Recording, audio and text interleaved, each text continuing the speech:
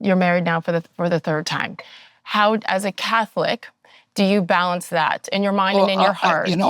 My relationship with God belongs to me, and it Yeah. doesn't belong to, I don't have to report to, a priest or my Catholic faith. I know, but and that, like, I'm sharing that I had that internal struggle because of what I know that we believe. So was there that internal struggle with you when your first marriage ended, for example, because of how we're supposed to do things? It's one and done, and then we say, okay, we're not going to continue with this. Did you have the internal struggle? But for me, in my first marriage, my wife is an amazing person. Mm-hmm. She was my, best friend who I married, and today we're close friends. Mm. And at that time, we did not belong married, and neither of us were happy in it. But I would have stuck with it, for these, I think, what I consider moral reasons at that time. I would have just done a forced march. And she actually had the sense to say, this is not working. I don't want to do it anymore. And at that point, I was freed because it was her choice. But she had made the right choice. And, I don't have any, I feel like you have to make your own peace with God. You find people in your life who are. The important thing in life is to not have any secrets. That doesn't mean not have secrets. That doesn't mean that everybody you meet, you tell everything you did. Yeah.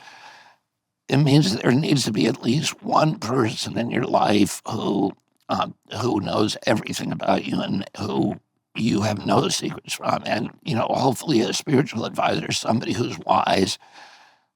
The word wisdom means the knowledge of God's will. And somebody that you can help examine your own conduct, because we all have blind spots. I'll tell you something that happened to me. But can I? Was there a moment of?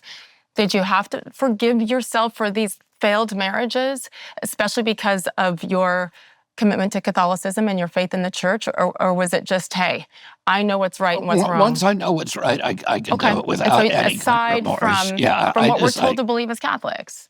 Yeah, and that may be a contributor.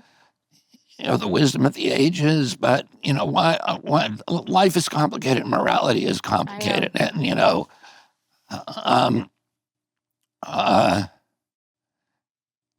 I think it was Augustine who said, who was asked about right and wrong, and he said, good is what the good person does, because in some instances there is no clear cut. At some point, it may be permissible to steal, even though the Bible says don't steal. But if you're stealing from a bad person to feed a child who's already died, right? I also believe that God, and this is something that I've thought for many things. I believe God knows our hearts and doesn't want someone living unhappily, whether it's as a couple. So that's where the balance comes in, right? Well, all of us are required. If you want, Augustine said the unexamined life is not worth living. So, part of the adventure that we're put down here to enjoy is self-examination and rigorous, ruthless self-examination. And you can't do that alone. You need help from somebody else. And so we all